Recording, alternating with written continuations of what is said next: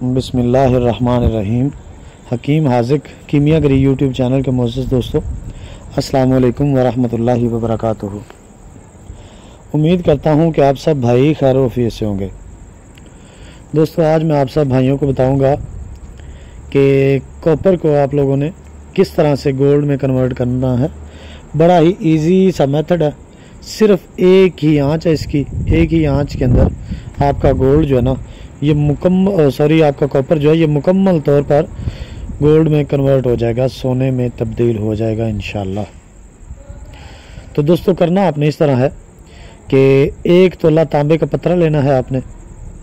1 तोला तांबे का पत्रा अगर ना मिले तो बारीक कूट के आपने खुद बना लेना है। जितना ज़्यादा बारीक होगा उतना ही ये बेहतर बनेगा। 1 तोला तांबे का पत्रा हो गया और 6 ग्राम आपने जिस्त के पत्रे लेने हैं, 2 जिनका लंबाई मोटाई यानी कि जो तांबे के पत्रे के साइज़ के हों। जितना तांबे का पत्रा हो ना, चौड़ा हो, उतने ही चौड़े ये हों। 6 ग्राम इनका वज़न होना चाहिए दोनों का। और उसके बाद आपने लेनी है अबरक स्याह। ये अगर पत्रों में आपको मिले तो बेहतर है, अगर ना मिले तो कोई मसला नहीं। इसको आपने पाउडर करके जिस्त के ऊपर इसको फैला देना है। फैला के आधी 1 तोला लेनी है आपने अबरक स्याह, ठीक है। तो अबरक स्याह 1 तोला लेके उसको आपने बारीक पाउडर कर लेना है। अगर पत्रे मिले तो ठीक है, ना मिले तो कोई मसला नहीं है। पाउडर करके उसको आपने उसके ऊपर जिस्त का पत्रा नीचे रख के उसके ऊपर आपने अबरक स्याह का पाउडर छिड़क देना है आधा। उसके ऊपर आपने रखना है तांबे का पत्रा, उसके ऊपर आधा आपने अबरक स्याह का जो पाउडर है वो छिड़क के उसके ऊपर जिस्त का पत्रा रख के इसको आपने अच्छी तरह से मजबूत गिलकमत कर देना है। कपड़ मट्टी करना है, कुज्जी में ये अमल नहीं करना, ठीक है। कपड़े के ऊपर ये सारी चीज़ें लपेट के रख के अच्छी तरह से उसको आपने बांध के मजबूत गिलकमत करना है, खुशक करके फिर उसके ऊपर रुई और मिट्टी लगा के गिलकमत करके 2 कोट करने हैं आपने गिलकमत के। गिलकमत अच्छी होनी चाहिए, मजबूत होनी चाहिए, उसको मुकम्मल तौर पे खुश्क होना चाहिए। उसके अंदर कोई दराड़ वगैरह नहीं होनी चाहिए।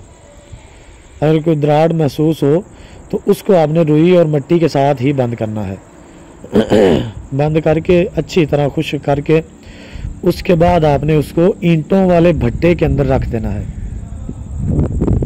ईंटों वाले भट्टे में आपने रखना है। तो जब उसकी ईंटों को पुकवाई वो करते हैं, कोयला डालते हैं, तो उतनी ही आंच में आपकी अबरक जो है ना ये चरक खाएगी, क्योंकि अबरक का मेल्टिंग पॉइंट बहुत ज़्यादा होता है।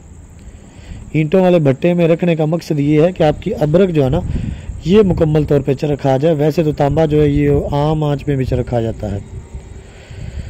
तो जब आपकी ईंटें जो है ना, ईंटों की पकवाई के बाद वो भट्टे को खुश करते हैं, एक साइड से सॉरी आग को जो बंद करते हैं, ठंडी करते हैं। जब वो ठंडी हो जाए, ईंटें निकालने लगे, तो आपने ये आपका जो गिलकमत वाला बाउल होगा इसको आपने निकालना है। निकाल के इसको लाएंगे तो खोलेंगे तो बेहतरीन आपको सुनहरी चमकदार बेहतरीन मेटल मिलेगी, बड़ी नायाब होगी, बेहतरीन होगी।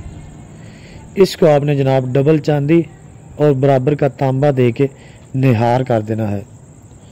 जब आप इसका निहार करेंगे तो ये तकरीबन 1 तोले में से 9 ग्राम 10 ग्राम तक माल बैठता होता है। इंशाल्लाह जब आप इसका निहार करेंगे तो आपके पैरों तले ज़मीन निकल जाएगी कि इतना नायाब और अजीम और आसान तरीन नुस्खा शायद आपने पहले कभी बनाया हो या किया हो। सीधा सीधा है, बाज़ार से चीज़ें लाएं, ला के उनको आँच दे दें और उसको निकाल के बाज़ार ले जाएं। बड़ा ही बेहतरीन अमल है ये। तो इंशाल्लाह उम्मीद है ये हर बंदा ही कर सकता है। अगर कोई भाई भट्टे की आंच ना दे सकता हो तो उसके पास इतनी आंच होनी चाहिए कि कम अज़ कम तकरीबन उसका जो दर्जा हरारत है ना उसकी आंच का 2200 प्लस होना चाहिए। 2200 डिग्री सेंटीग्रेड से ज़्यादा होना चाहिए, फिर ही आपका ये माल तैयार होगा।